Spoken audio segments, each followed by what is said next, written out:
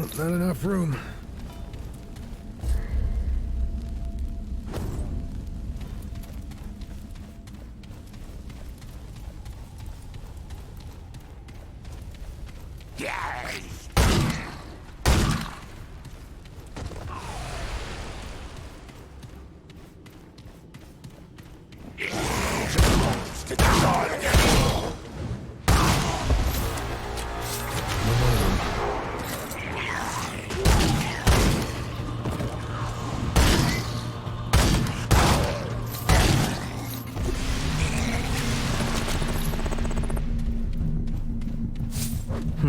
Bag's full.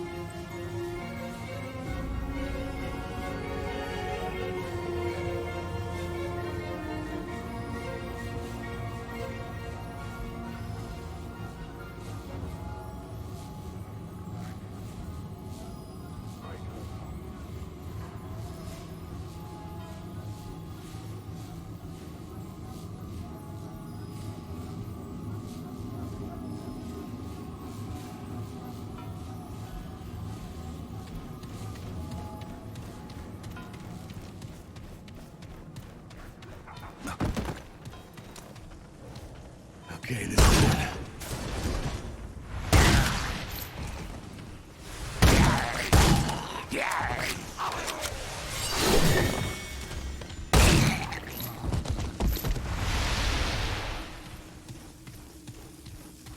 I can't carry any more of that.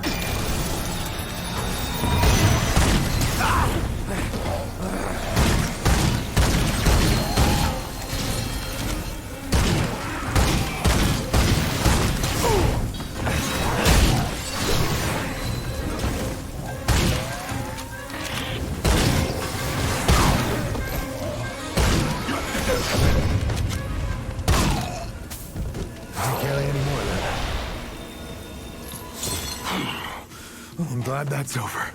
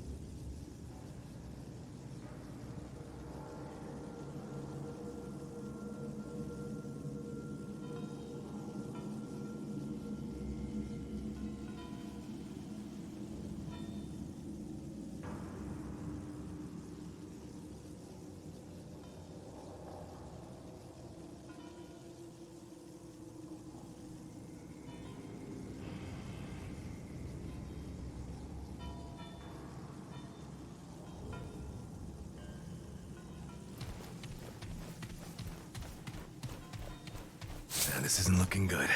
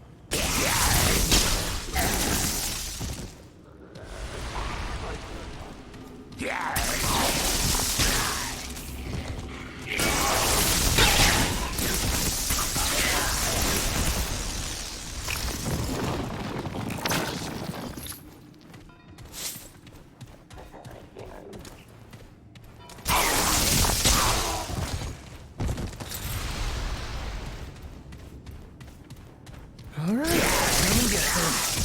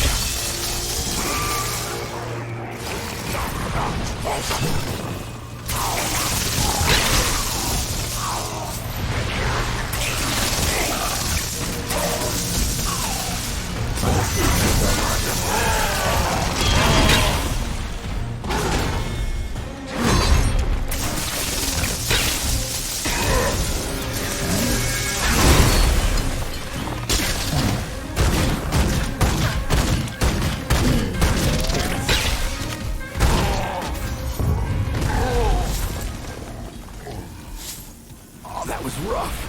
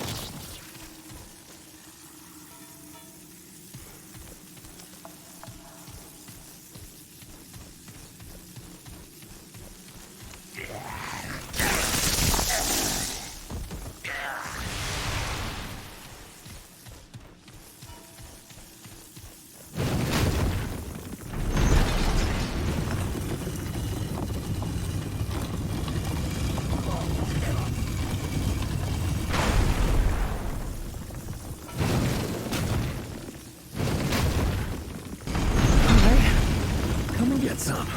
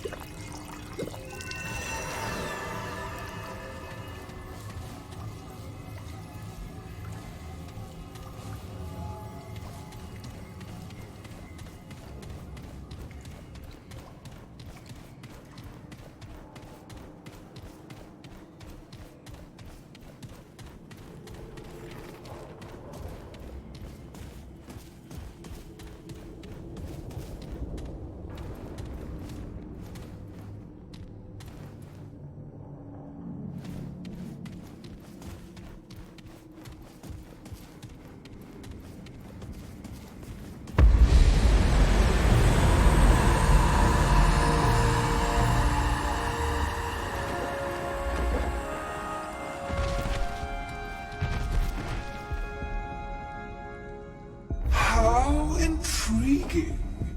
It would seem this twisted world is not yet depleted of surprises. I greet you, then, and welcome you to the realm of the Fae, or what so remains. I am Numue, artisan, seer, goddess of the Fae, and counselor to the one true king. Or so I was. Still, it is my gift to see what cannot be seen, and to forge what cannot be forged. So then, strange one, what brings you thus before me?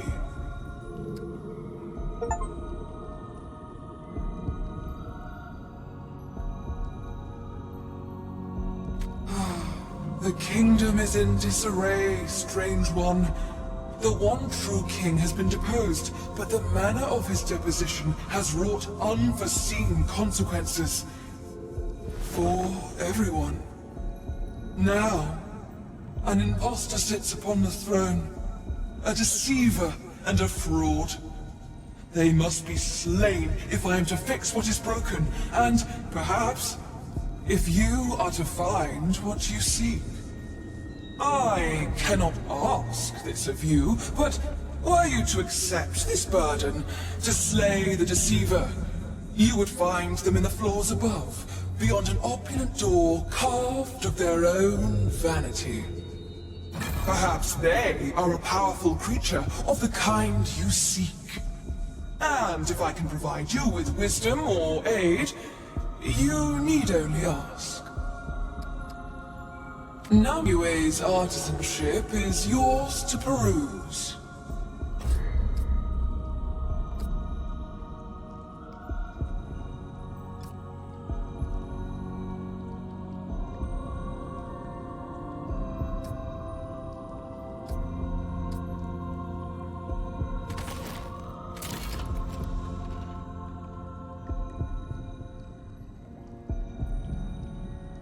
Our kingdoms cannot heal until the impostor is vanquished. the Strange One returns. As do so many, Strange One. Ask, and I will answer. Oh, a place of great beauty. Palaces of gold, fields of green and blue and fuchsia. Cheerful glades lit with the songs of our people. You have not seen the like, Strange One, for it does not exist. One can see hints of it here and there, intertwined with the dreary sphere that has since festered around us. I will find a way to restore it. Indeed, the seed of a plan has already been set in motion. Yet, so much remains mere hope and conjecture. Perhaps one day. Only a small part, Strange One, and that which I have already laid before you. The Imposter King bears a power critical for me to even begin my plan. If you would help, you must slay them. The one true king rules this kingdom with an iron fist, mollifying his subjects with promises of freedom and prosperity. And to be sure, there was prosperity. For some. Those who did not offer praise and fealty, who did not share in the royal values, who were deemed unworthy in myriad ways, their prosperity was taken and given to the favored. It was freedom for some at a cost to many. And eventually, there were some who sought to plot against him, and so the tyrant was deposed, but at a cost. None, not even I, could have foreseen the consequences of our actions. The one true king truly was more intertwined with our realm than any knew. The one true king was not easily removed. Many tried, but he could not be harmed by mortal weapons forged and wielded by his own subjects. Indeed, so many had failed that it was deemed foolishness to oppose him at all, that perhaps our very world relied upon his rule. This turned out to be true. The imposter, however, fears only weakness. They turned the ear of the king's confidants, convincing them that freeing the people was worth any risk. Swayed by their words, a plot was made to remove the king from power. Only at the last second did I realize their mistake. And our people suffered the more for it. Much must be accomplished to remedy what was despoiled. But first, and most critically, the imposter king must die.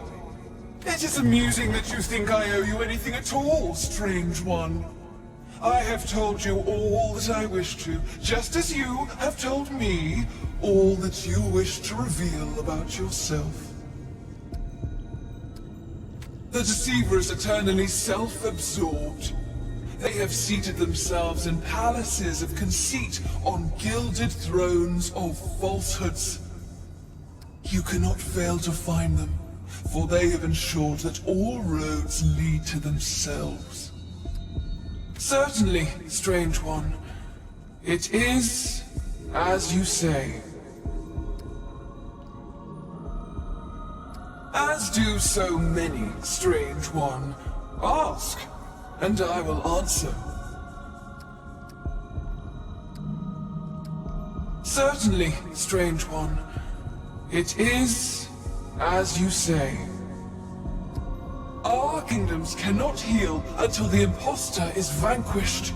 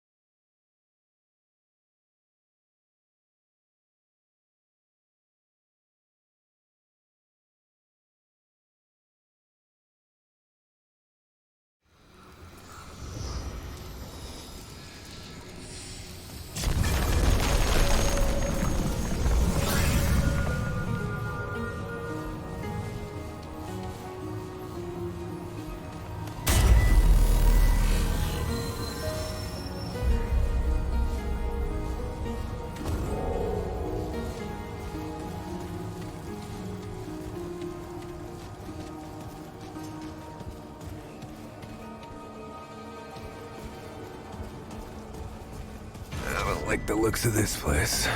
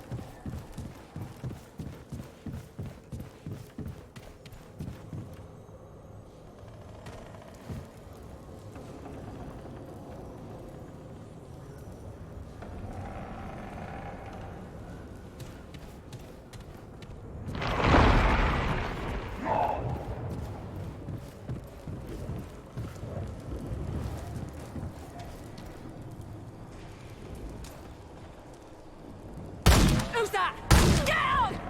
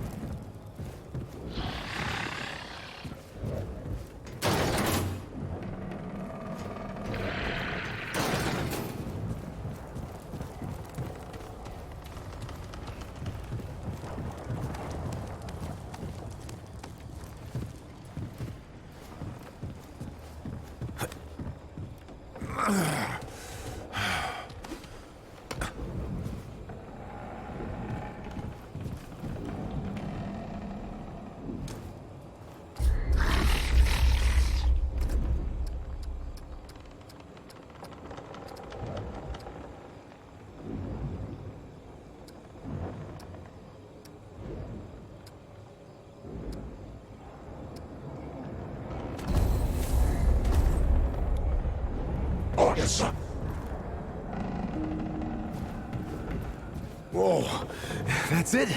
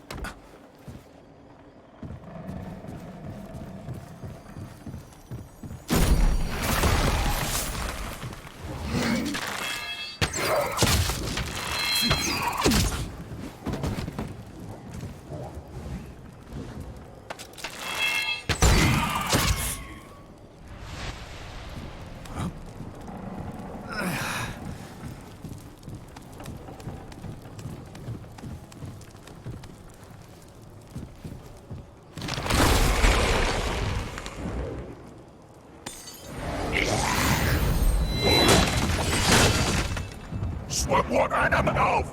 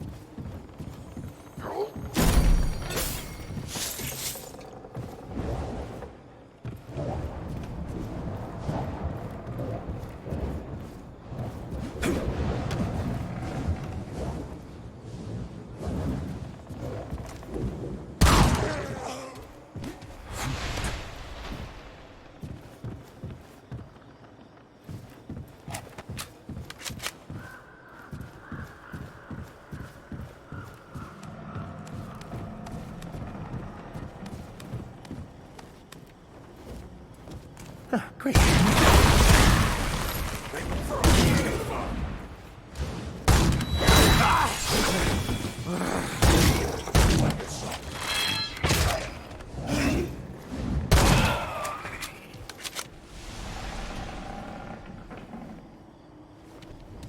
Sliced ribbons up. Off it.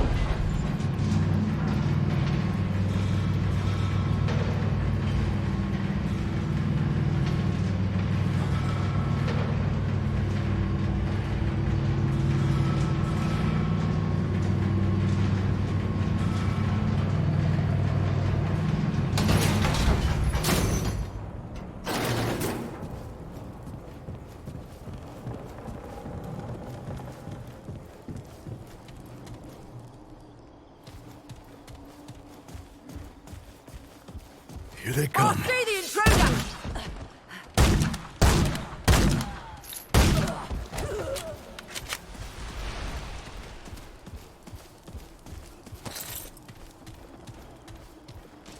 This one looks dangerous!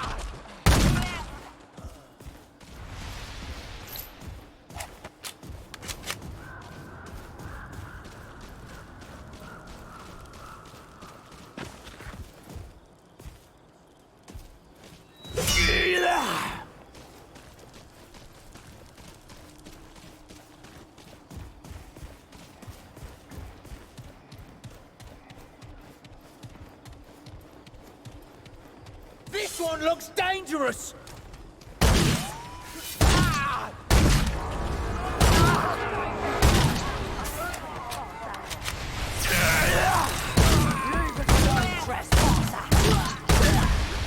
Come on! Over there!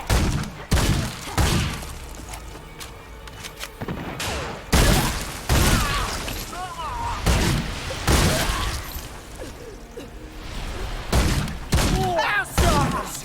Kill them!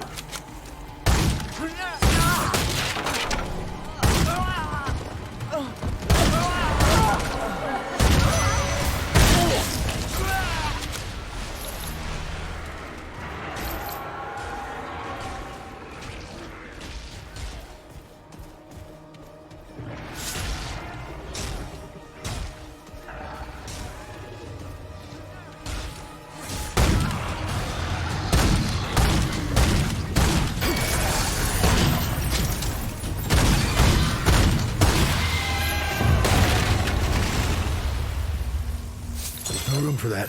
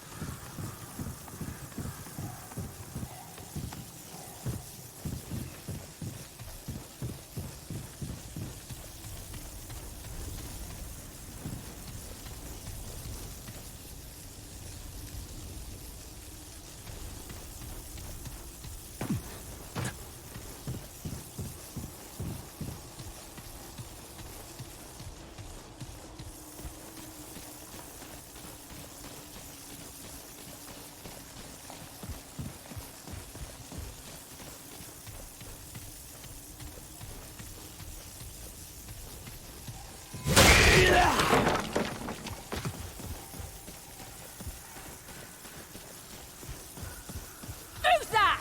Get out!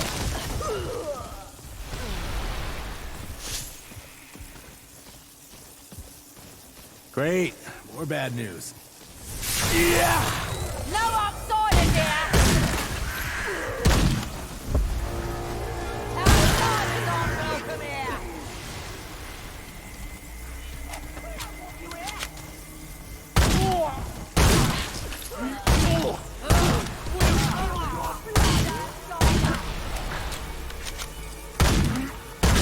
Good time to die!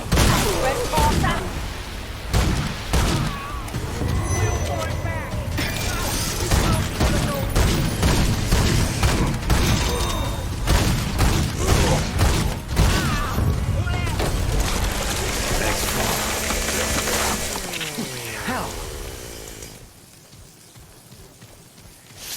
Over there! Looks like I'm full up.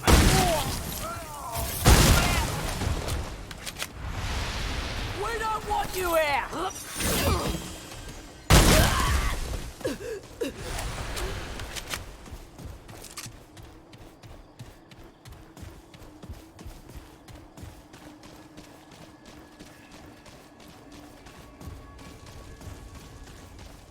Kill the outsider!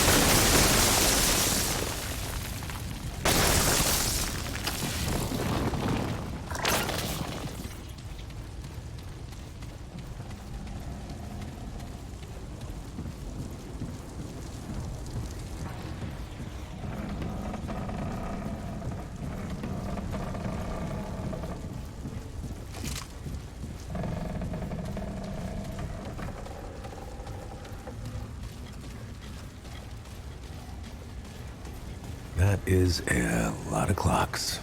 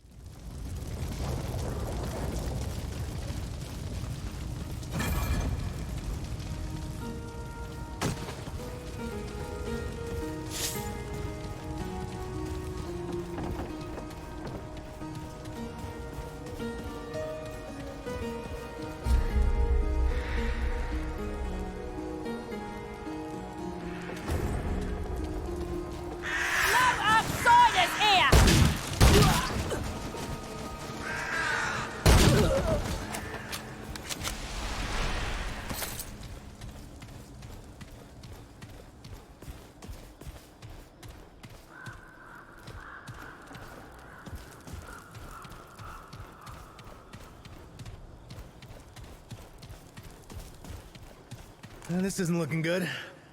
Trespassers! Stop them!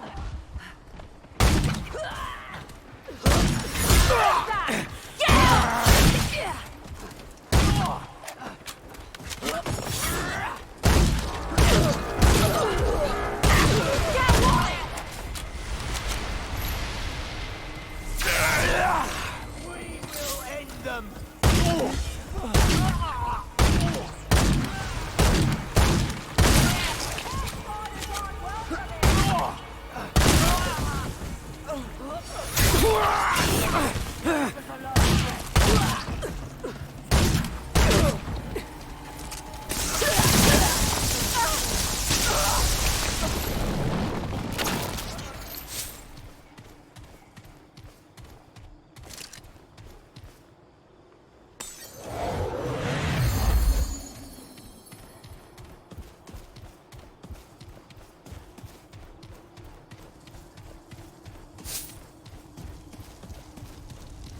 Keep them away!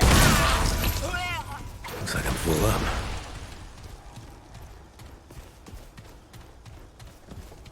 Kill the outsider!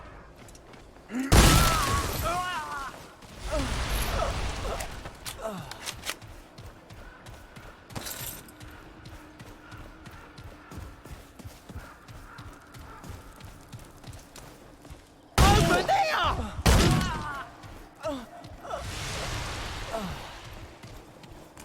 This one looks dangerous!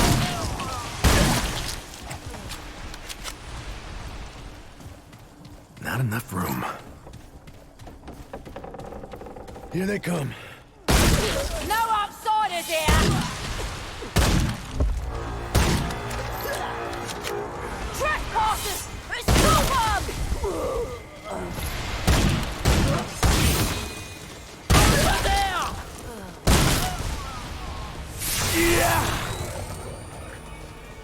We don't want you here!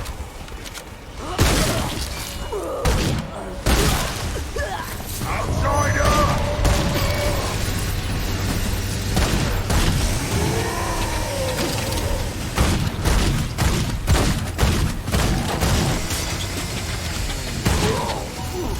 No room for that.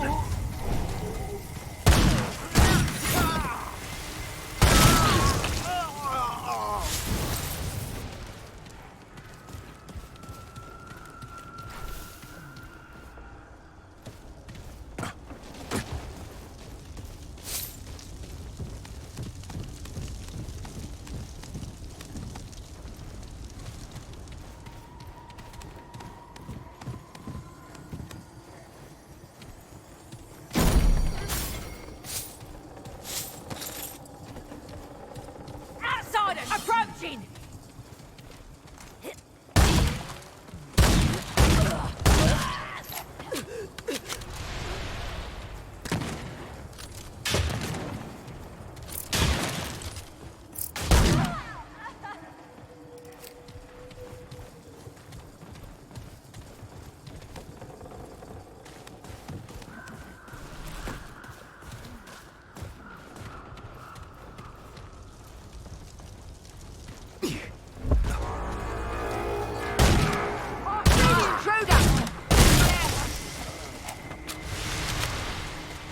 Outsiders aren't welcome here!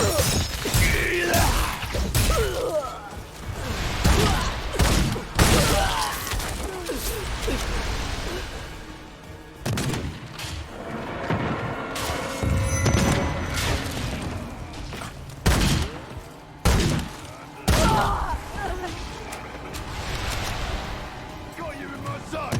Damn. Is it over?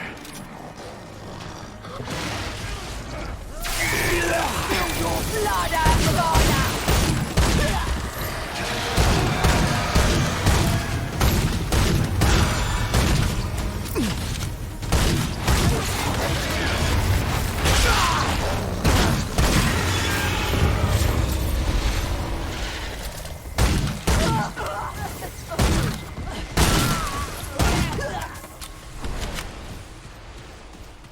No more room.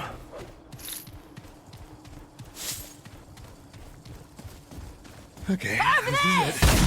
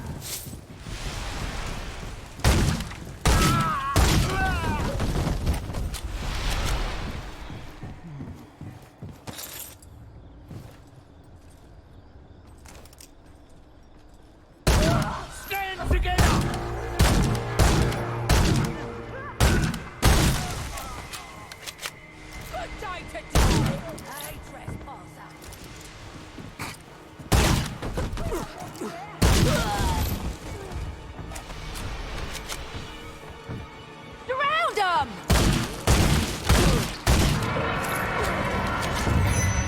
Leave us alone, trespasser!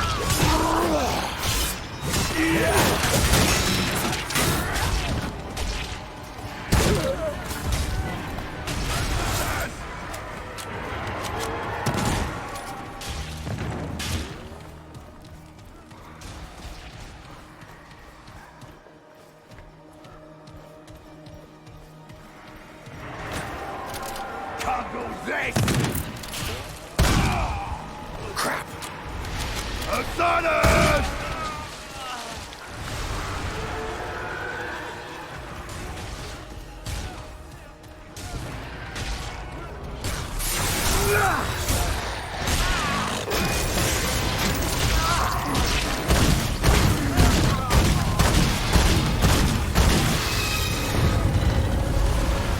Won't fit.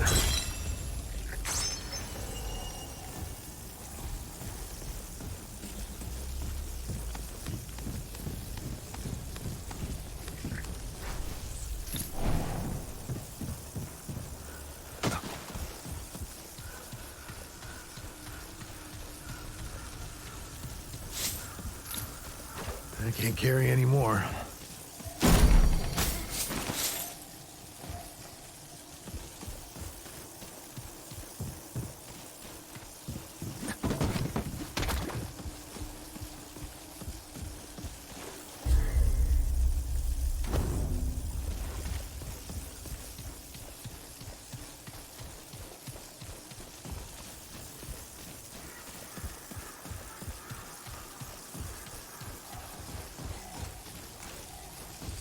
Defend our own!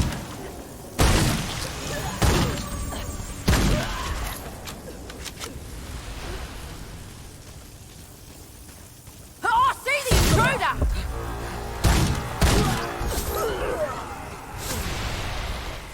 Shit! Fight them together, friends!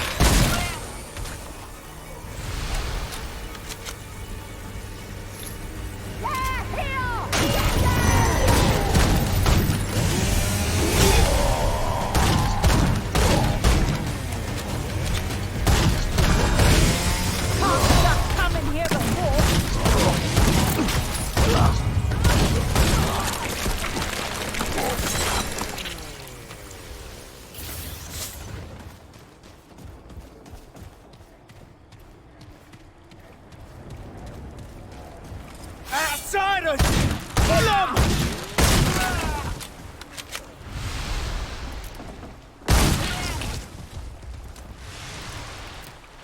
Attack them!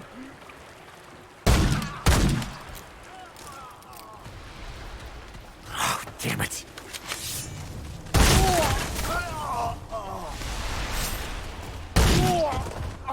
We won't back down.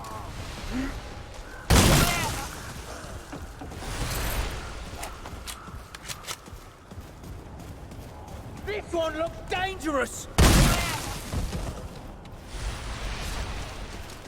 Kill the outsider!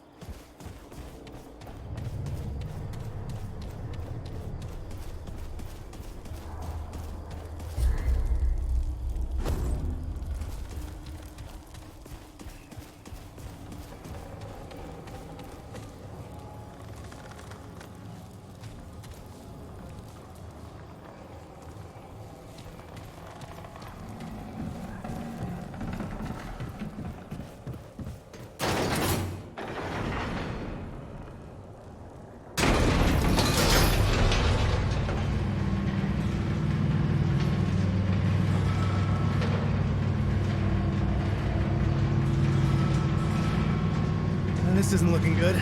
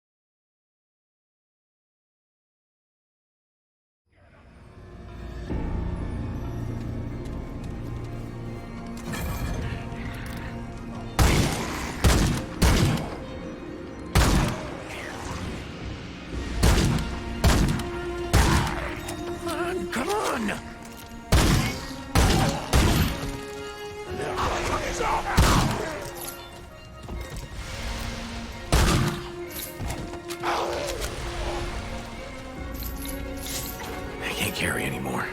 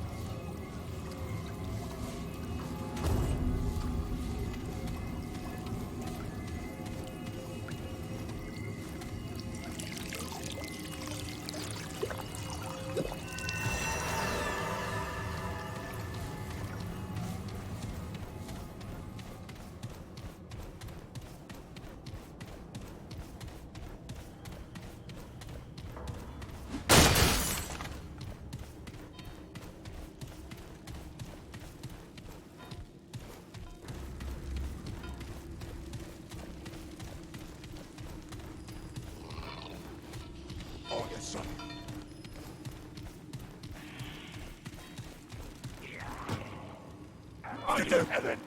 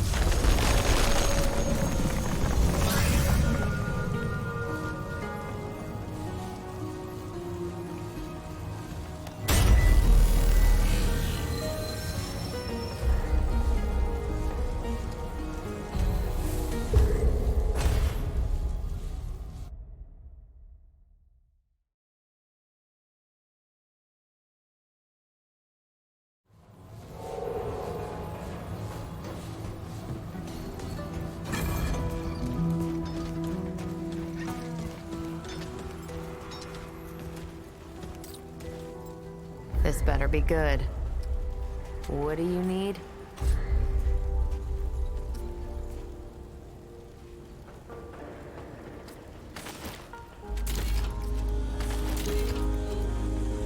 Bye.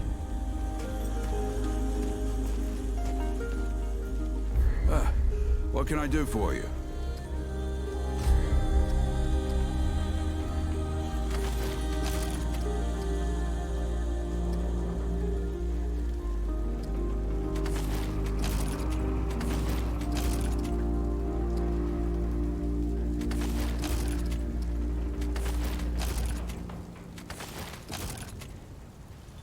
So long.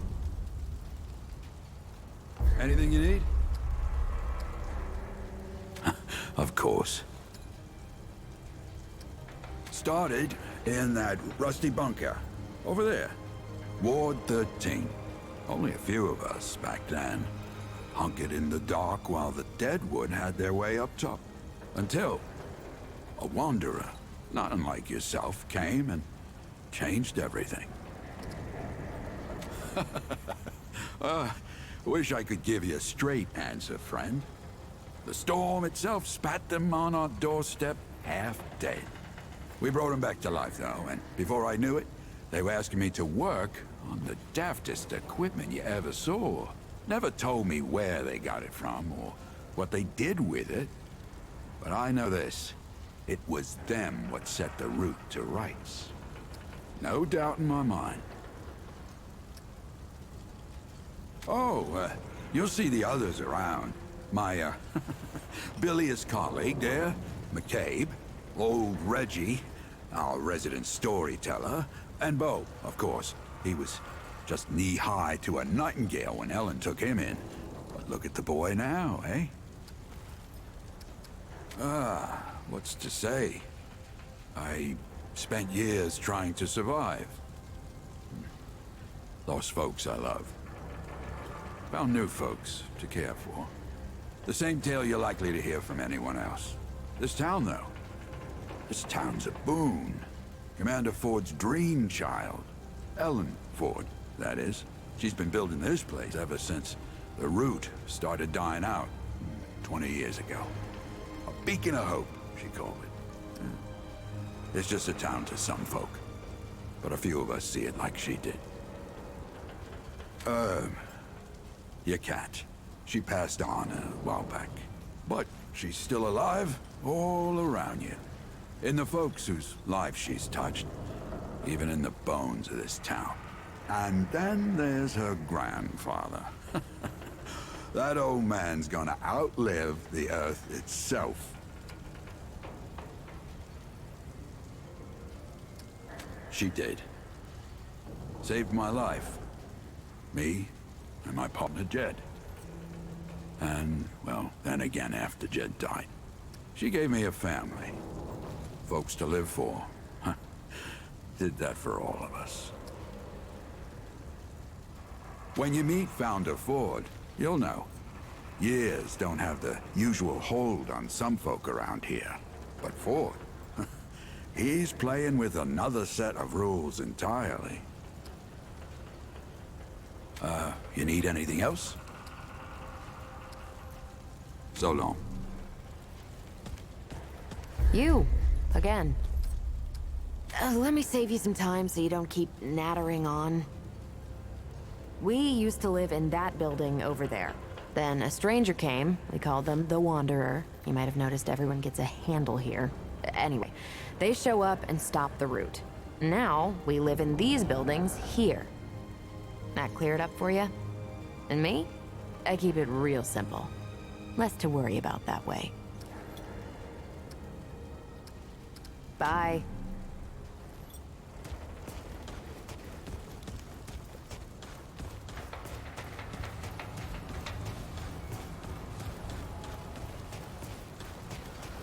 Yeah, ain't a bug I haven't tried cooking. The trick is forgetting what's in your mouth. Don't suppose you've seen Clementine yet, have you? Wait, for real? Folks around here have been worried sick about her. Well, don't just stand there gawking. Where is she?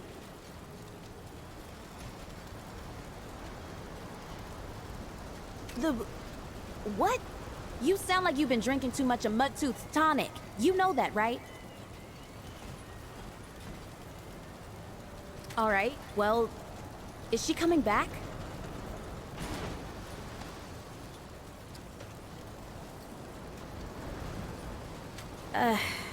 So long as she's all right, I guess.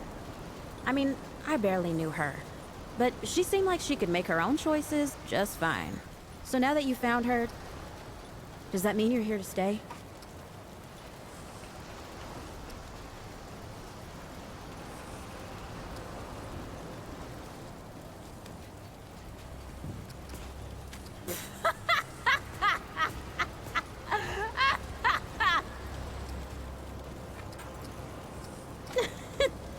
I'm sorry.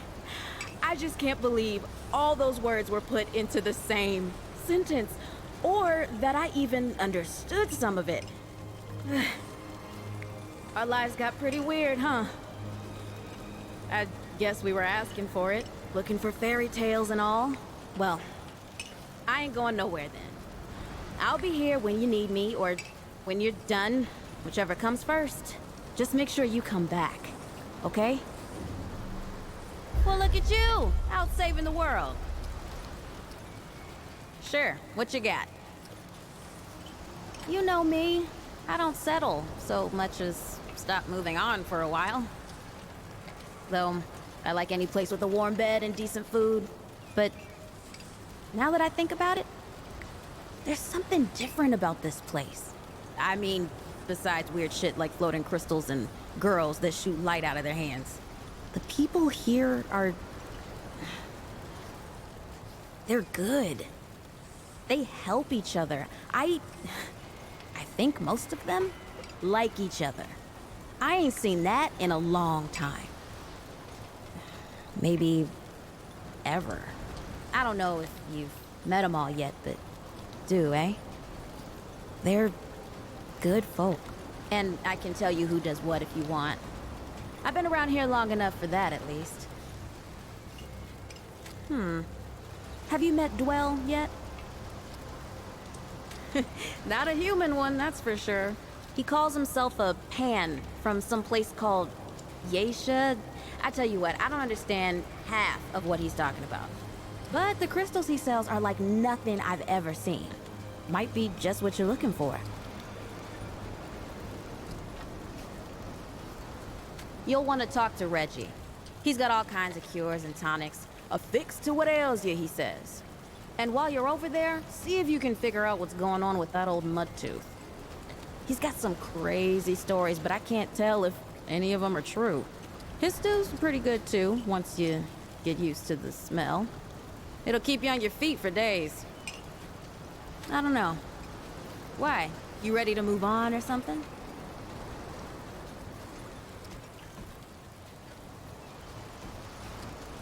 That's so. I admit, I'm starting to take a shine to it.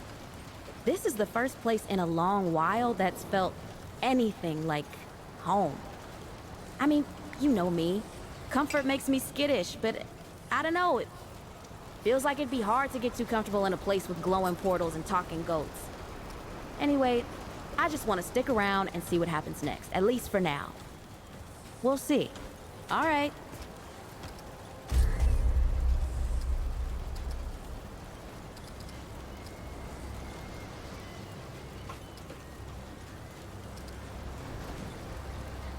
Your debt's still at 2 now. Remember that.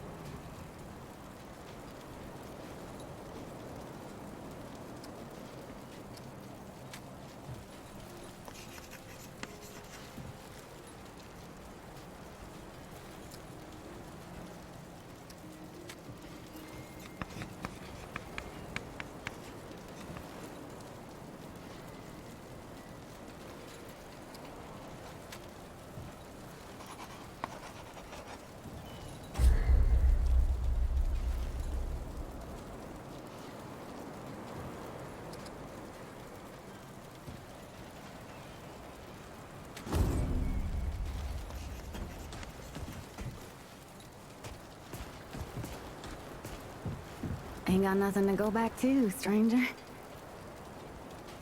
This town is home now. Hey, you're the newcomer, ain't you? Nora Camarillo. I keep folks alive around here. You know, you're lucky they found you when they did. Your friend was pretty bad. I got her just in time. Pretty much. Any part of your flesh prison breaks down, you come to me. There ain't much I haven't seen before. Yeah, that's how my grandpa used to talk. He loved that idea that we're all beautiful souls walking around in dilapidated meat suits. Ain't much science for it, he'd say. But damn if it isn't hilarious. What you got? What are you trying to say, sunshine?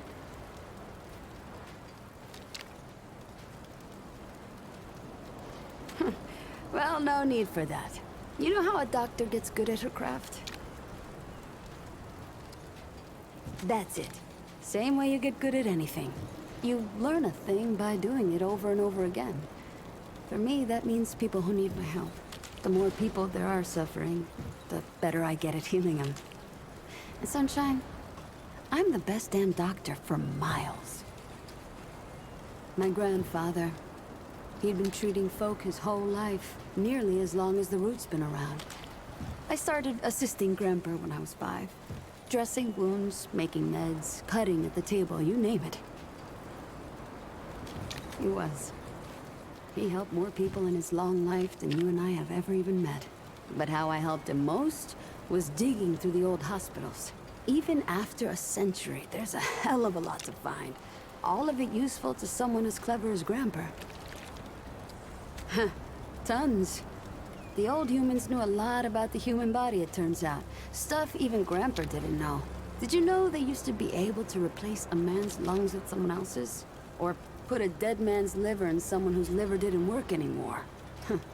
To think of all the folks Grandpa and I could have saved if we had that kind of know-how.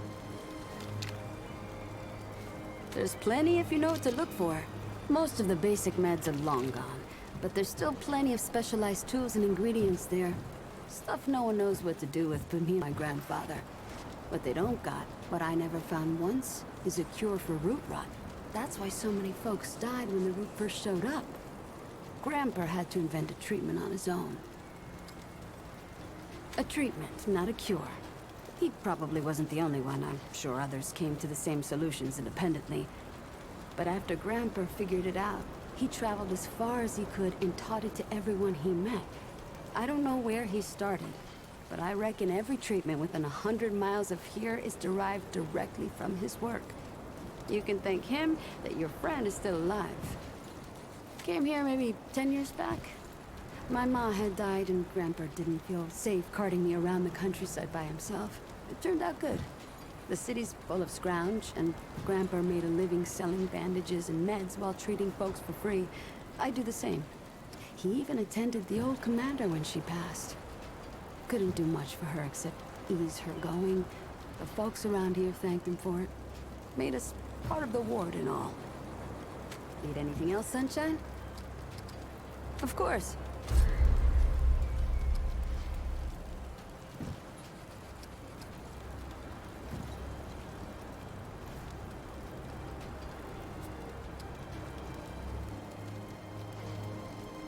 I'll be here if you need fixing.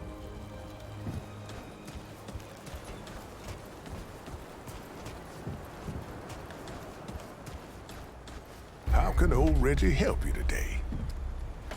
If you got scrap, I got you covered.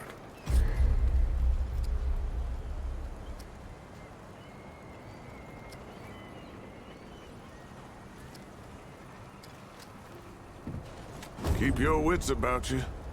Hello again, traveler. Oh, yeah? What kind of questions? Old as teeth, friend. Old as teeth. Everything we know comes from Founder Ford. That title don't come from nowhere. He was there at the start. When the world ended, about 120 years ago, give or take a decade, Ford and some survivors took shelter in old Ward 13 over there.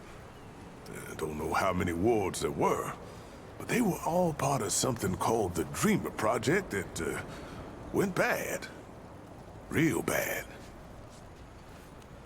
There are rumors. Some say he made a deal with the Root, and that's why he's so hell-bent on stopping him. Some say he was experimented on in the Dreamer Project. Some say he found some kind of magic out there in the years when he was traveling the worlds. Truth is, nobody knows. Maybe not even Ford himself. Personally, I think Ford's just tough as dirt and refuses to die. Ford and Clementine are the only ones what really know, and they don't like to talk about it. But old Reggie's got a gift for collecting stories, and I've gleaned a few things. At the wards, see, they connected people to machines that made them dream about other worlds. But these worlds were real, and the dreamers were seeing through the eyes of someone that lived there. Sounds like a bridge too far, don't it? It did for me, too. At least until I met Clementine. The story's pretty long, friend. Let me know if you get tired of the telling. After the world fell, see, Founder Ford carried the whole burden of what happened on his shoulders. Tell the truth, I don't think he ever put that burden down. But let's see, where were we? Ah, yes. Founder Ford carried a heavy burden in those earlier days. Probably still does. But what could he do? At first, nothing. He pressed on with the work of helping others survive. If you ask me, that was the best thing he could have done. And it never should have stopped. Maybe he wouldn't have if Evelyn hadn't. See, Evelyn was his wife, and she was something special. She could, hear the Root, see what they saw. At first, she thought she was going insane. But then she started using it, spying on the dead wood. And she saw something coming. Something big. No problem, traveler.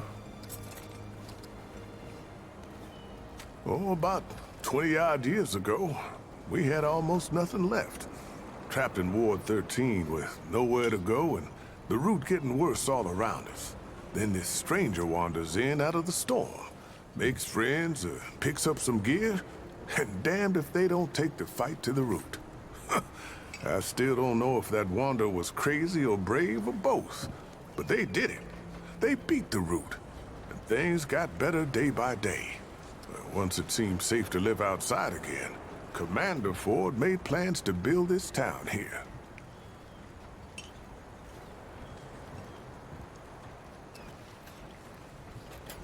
The Wanderer was on a mission from the start. Said something about getting to the tower on the old atoll out there. Sounded crazy the first time I heard it, but turns out that tower was one of the old wards. The Wanderer's path wasn't easy, though. Our Wanderer had to track down Founder Ford just to find a way in. And that meant following his trail. Just you wait, I'm getting to that. Well, Ford, it seemed, had gotten himself mixed up in another world's affairs, helping a rebellion out here, and he was imprisoned for it. Now, no one here knew that, but the Root Mother knew. And that's who our Wanderer left to see. The Root Mother's got a story all her own, and I don't know half of it. Before she was the Root Mother, she was Evelyn Ford. That's right, the Founder's wife. Bound herself to the Root, she did, and it changed her, turned her into something else. But when the Wanderer showed up, she pulled herself out. The Root Mother, or whatever she called herself after that, sent our Wanderer down a trail of sorrow, at the end of which was the Founder himself. The Wanderer freed him, and used his knowledge to get into the tower, and destroy the last Dreamer. Or what we thought was the last Dreamer anyway. It did weaken the Root for a time, but I guess that weren't the whole story. She was one of the Dreamers, if you can believe it. The only one still alive, as far as I can tell. She says she got sucked out somehow, dragged into her dream world before the Root came to Earth. I don't understand it much. I reckon she don't either. But she found herself in a place called Remnant, a world covered in snow and inhabited by giant intelligent rats. Don't know how she survived, but I imagine it has to do with those powers of hers. Hey, that's the story I still haven't gotten out of her. Sure is. But power like that don't come without a cost. I can only imagine what it must take out of her to control a power like that.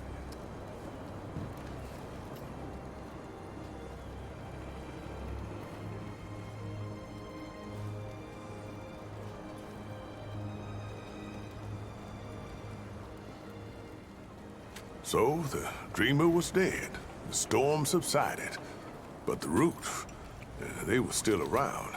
Then Founder Ford tells us about the oldest ward, the first one, where the Dreamer Project began. He hoped there might be some clue there as to why the Deadwood was still coming to our world. So our wanderer goes a-hunting. Oh, they found more than even old Ford bargained for. You ain't wrong. Place was full of doors, and I'm not talking about the quiet humankind. One of these doors led to the world of Remnant, where the Wanderer found Clementine. Clementine opened a door what nobody else could have opened. And inside? I hate to admit it, but I don't know what they found inside. All I know is the root stopped coming when the Wanderer and Clementine were through. They'd done it. Saved the whole damn world. Just making sense of things. Stories make us who we are. If we don't share them, don't learn from them, we're just bouncing around in the dark. If I can recall, I believe I was talking about Evelyn's visions. She saw something big. She saw a monster, something the ward, the whole city couldn't handle. And only one way out. She communed with the root, I guess you'd call it. Melded her mind to theirs and drove the monster off. But the root swallowed her, body and mind, until there was nothing left of Evelyn Ford. Her husband lost it then. He left the ward for months, sometimes years at a time, wandering the worlds trying to find something, anything that could stop the root. And one day, he just didn't come back. Well, now my story's not through yet. The Fords, they had a daughter, Nadine. She was maybe 17 when her mother disappeared. Too young to run the ward, but when her pa was gone, folks would ask her their questions instead. Then one day, she was just in charge of everything. Nadine had her own daughter, Ellen, who really made us who we are today. Commander Ellen Ford inherited her mother's pragmatism, her grandfather's doggedness, and her grandmother's willingness to make hard choices. So whenever someone showed up, dehydrated, starving, half mad from loss, she took them in, taught them a trade in medicine and supplies, gave them a family.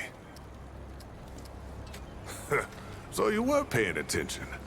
I owe a lot to Ellen Ford, and we all do. And I miss her something fierce, let me tell you.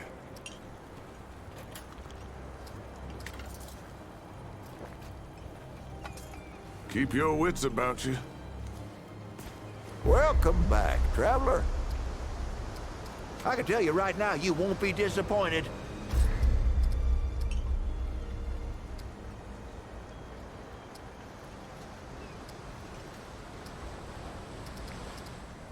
Well, you take care now. Something you need, young'un? Well, shoot, traveler, I might have some answers for you. Here, right good listen, Tater friend. Tell you what, though, I'm a little light on the stories right now, but you look like you could use yourself some company. I got just the cure for that. And I ain't talking about my stew this time. Take this and check back with me later. I'm sure I'll have some newly re-remembered stories for you then. You'll like this one. Did I tell you I once sailed across that ocean to that old rusted tower? It was after that wanderer came through here and cleared out the storm. Old Mudtooth's crazy, you know, but I ain't stupid. I tell you, I saw things down there that you ain't never seen in your life. Down there in that rusted place was just machinery and roots twisting every which way, like the root themselves had built it. But they didn't. No, that old place was called Ward 10 and 7. You can see it plastered all over, and it was built by humans. By the folks Ford himself used to serve, if you can believe that. Oh, he'll deny it, I'm sure. But all them electronicals they got down there are the same damn things you'll find in old Ward 10 and 3. In that place, I know he founded. He's the founder, after all. What were they up to down there? Now, that's the question. I heard some answers myself, but I don't know if I believe them. There's a story for another time. Pity that there. Well, you take care now.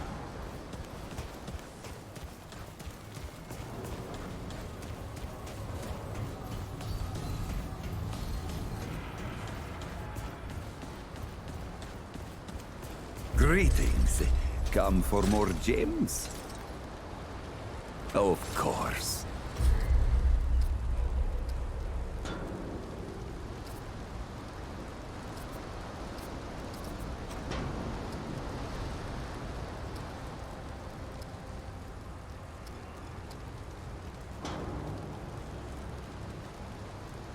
Be safe on its journey, Paxeltech. The sun shines, the pestilence grows, and the Dwell has gems for sale. Of course, Paxeltech.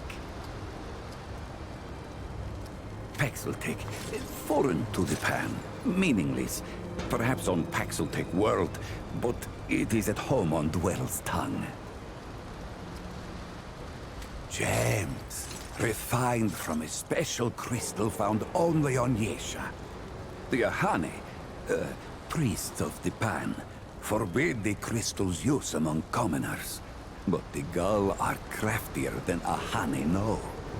Long and long have the Gull used the crystals for weapons, or even cruder things, like soups. But it takes an artisan like Dwell to bring out their full potential. All crystals are special. A crystal is order, perfection from husk to heart. Some crystals split light, others, like stones used to bring me here, can bridge worlds. These crystals carry power within them. Some Pan believe them to be divine, but this power is merely the interaction of the crystal's harmony with the chaos of the world. As the Ahane have done for ages, I refine the crystal to magnify its harmony and focus its power. Yes. That is always the question.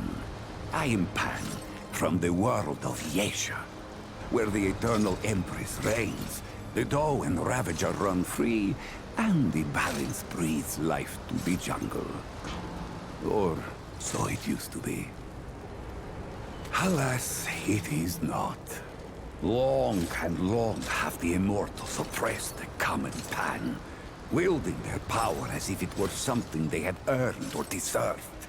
The Pan have rebelled against this tyranny, and for a time, it looks as if we could win.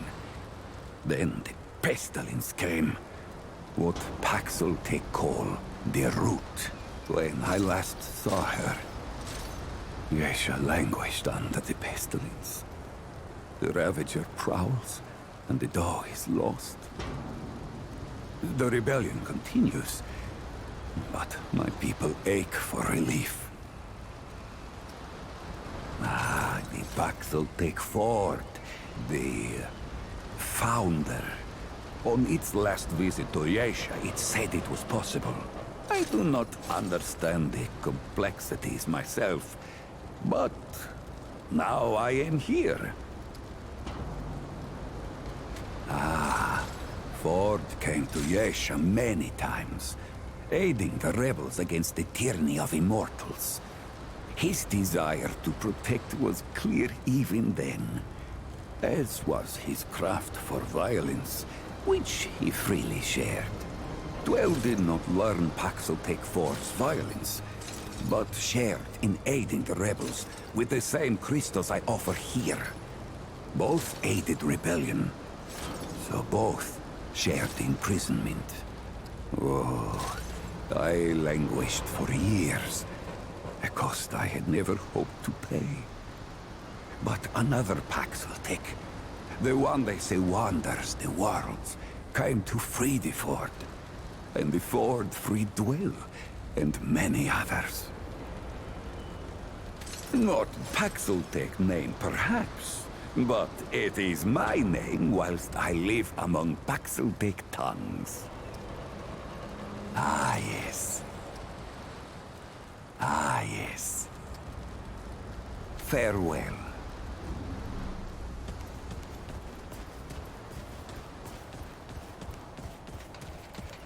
You look like you need some shooting practice. All right.